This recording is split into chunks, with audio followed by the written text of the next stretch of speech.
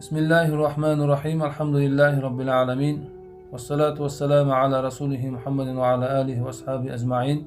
Amma ba'd. Assalomu alaykum va rahmatullohi va barakatuh. Alloh taoloning madadi bilan sizlar bilan Xolid Mahmud Jahoniy hafizahullohning Ramazonga tegishli bo'lgan kitoblarini dars qilayotganda Alloh taolo mana bu qilayotgan darslarimizni davomli qilsin. Alloh taolo bilmaganlarimizni bildirsin, bilganlarimizga amal qilishga Alloh taolo tavfiq bersin.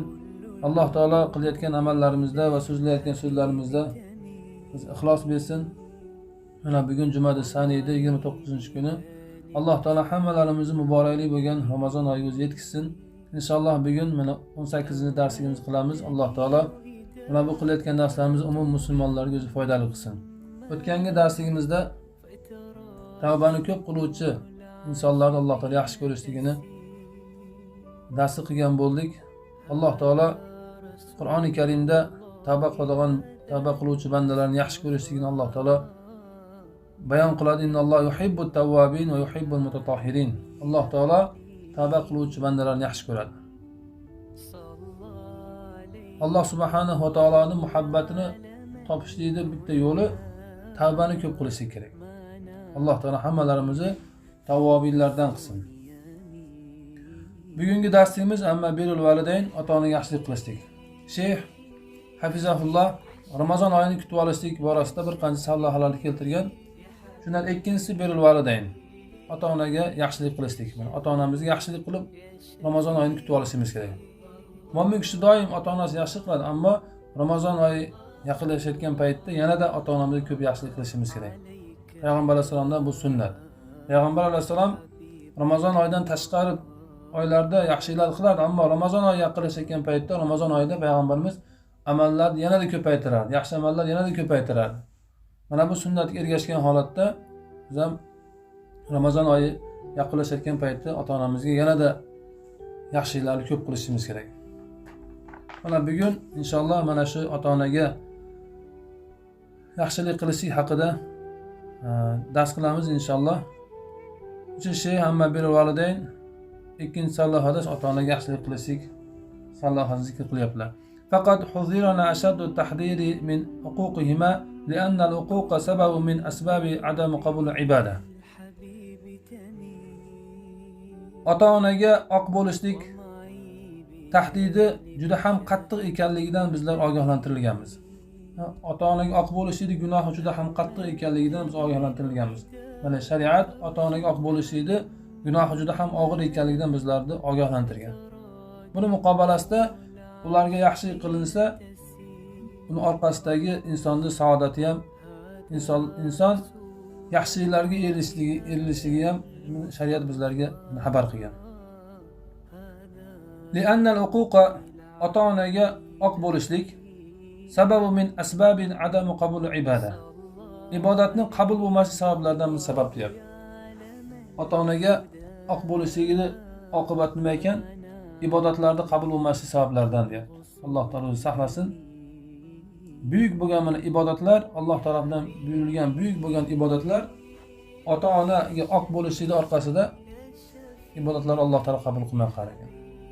Ota-onani Alloh taoloning roziligi ota-onaning roziligida. Alloh taolo noroziligi ota-onaning noroziligida. Bu nima degani desa, ota-onamiz rozi qilsak Alloh rozi bo'ladi bizdan degani. Ota-onamizni norozi qilgan bo'lsak, Alloh taolo bizdan norozi bo'ladi degani. Mana bu qoidani inson hech qachon esdan chiqarmaslik kerak. Siz har qancha ulamo, fuzalo bo'lib keting, agar ota-onangizni norozi qilgan bo'lsangiz, Alloh taolo sizdan norozi bo'lib turaveradi. Biz doim ota-onamizni rozi qilishga harakat qilishimiz kerak. Sheyx ota-ona borasida bir hadisni zikr qiladi. Anabi Umama radhiyallohu anhu qala qala Rasululloh sallallohu alayhi vasallam salasat la yaqbalullohu lahum sarfan va la adlan. Aqun va mannanun mukazzibil qadar. Ay la yaqbalullohu minhum tawba va la nafila va la farida va la fidya.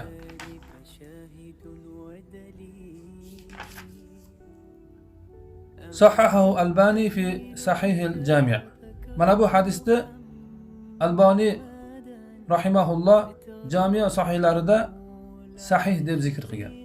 Mana biz hozir o'qigan hadisda Albani rahimahulloh sahih deb aytganlar. Bisanadi sahih va sanadi ham sahih. An Abi Umama radhiyallohu anhu, Abu Umama radhiyallohu anhu da rivoyat qilinadi. Payg'ambarimiz sollallohu alayhi vasallam aytdilarki, 3 toifa inson borki, Alloh taolo ularni naflini ham, farzini ham Alloh taolo qabul qilmaydi dedilar. Alloh saqlasin. Mana bu 3 toifadan Alloh taolo bizlarni qilib qo'ymasin. 3 toifadan borki, Alloh taolo ularni naflini ham, farzini ham Alloh taolo qabul qilmaydi deydi. Na'udhu billah, Alloh taolo o'zi bizlarni saqlasin. Birinchisi aqqun. Birinchisi ota-onasiga oq bo'lgan inson. Va mannan. Ikkinchisi bergan narsasini minnat qiladi. Birovga biron narsa bergan bo'lsa, keyin uni minnat qiladi. Men senga falon paytda mana qanaqa narsa berganman deb minnat qiladi. Uchinchisi mukazzibil qadar. Qadarni yolg'onga chiqarishlik. Yaxshilik, yomonlik bu Alloh tomonidan. Agar insonga bir xursandchiliklar kelgan bo'lsa, bu qadarda bor edi, bu Alloh taolo menga berdi deb inson xursand bo'lib, agar bir musibat kelib qolgan bo'lsa, bundan agar yolg'onga chiqarib noliydigan bo'lsa, bu haqiqiy qadarga iymon keltirish bo'lmaydi. Hamma insonlar xursand bo'laradi. Yengilchilik bo'lgan paytda, hamma yaxshi bo'lgan paytda hamma narsa zo'r bo'laradi. Inson xursand bo'ladi, rahmat aytadi, ammo ozgina bir insonning boshiga bir musibat, qiyinchilik kelib qolgan paytda, mana bu narsa haqiqiy Allohning qadaridan deb turgan odam sanali bo'ladi. Eng daqiq joy ana shu joyda inson turib qolishi kerak. Yaxshilik, yomonlik bu Alloh tomonidan. Biz qadarni yaxshisiga, yomonligiga biz iymon keltirganmiz. Mana bu hadis sharhlari aytadiki, yaqbalulloh minhum tawba va la nafila va la farida. Alloh subhanahu va taolo va la fidya. Alloh taolo ularning tavbasini ham Alloh taolo qabul qilmaydi deydi. Va la nafila, Alloh taolo nafil namozlarni Alloh taolo qabul qilmaydi deydi. Va la farida, Alloh subhanahu va taolo farz namozlarni ham qabul qilmaydi. Va la fidya, Alloh taolo ularning fidyasini ham Alloh taolo qabul qilmaydi deydi. Tavbasini ham Alloh taolo qabul qilmaydi, nafil namozni ham Alloh taolo qabul qilmaydi, farzini ham Alloh taolo qabul va fidya, fidyasini ham Alloh taolo qabul qilmaydi. Kimlardan qabul qilmaydi? Bu 3 toifa odamlar. Birinchisi kim ekan? Aqqun, ota-onasi oq bo'lgan odam. Ota-onasi oq bo'lgan odam. Va mannan, ikkinchisi bergan narsasini minnat qiladigan odam. Bergan narsasini minnat qiladigan odamni Alloh subhanahu va taolo tavbasini ham, naflini ham, farzini ham va fidyasini ham Alloh taolo qabul qilmaydi. Va mukazzibil qadar, uchinchisi qadarni yolg'onga chiqargan insonni ham Alloh taolo tavba, nafl, farz va fidyalarni Alloh taolo qabul qilmaydi. Alloh taolo bizlarni mana bu hadisda zikr qilingan 3 toifadan Alloh taolo qilib qo'ymasin. Alloh o'zi saqlasin. Va tajibu ta'atul validayn fi kulli shay'in mubah la darara fihi va la ma'siyah va kana lahumma fihi gharadu sahih. Ota-onaga itoat qilish vojib bo'ladi. Qanday narsalar vojib bo'ladi desa, gunoh bo'lmagan va zarar bo'lmagan muboh narsalardan. Gunoh bo'lmagan va zarar bo'lmaydigan muboh bo'lgan narsalarda ota-onaga itoat qilish vojib bo'ladi. Masalan, ota-ona sizni gunohga buyursa, ularga itoat qilmasangiz gunohkor bo'lmaysiz. Ana shu itoat qilmayotgan paytda qanday desa, masalan, sizni namoz o'qima deyapti. Namoz o'qima deyapti. Bu Alloh taolo buyrug'i, sizni ma'siyatga buyuryapti namoz o'qimaslikka. Endi bu Alloh taolo buyrug'i, siz nima deyapsiz? Siz dindan chiqdingiz, siz Allohning buyrug'iga qarshi bo'lyapsiz deb javob qaytarish kerak. Qanday javob qaytarish kerak desa, hikmat bilan. Hikmat bilan ularga javob qaytarish kerak. Shariat sizga ana shu narsani buyuradi. Men Alloh taolo buyrug'ini qilyapman, men namozdan qaytaradi ota-onam debdi, ularni yomon ko'rib boshqa qilmasdan ularga chiroyli hikmat bilan javob qaytarish kerak.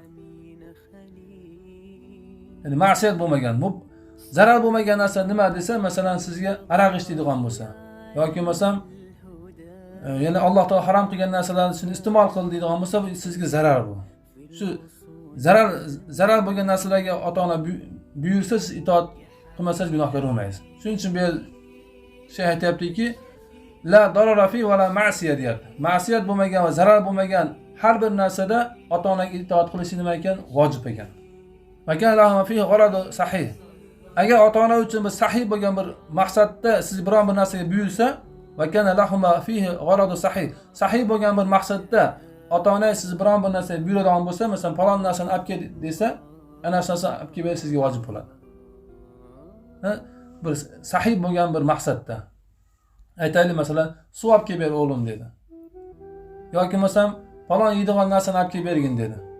Ana shu narsani qilib berishlik nima sizga vojib bo'ladi. Olib kelib berish sizga vojib bo'ladi. Alloh taolo hammalarimizni muborakli bo'lgan Ramazon oyiga o'zi yetkazsin. Mana yuqorida zikr qilingan tavbasi ham, nafli ham, farzi ham va fidyasi ham qabul bo'lmaydigan 3 toifa odamni payg'ambar sollallohu alayhi vasallam zikr qildi. Alloh taolo bizlarni mana shu 3 toifa odamdan bo'lib qolishini Alloh taolo hammalarimizni o'zi saqlasin.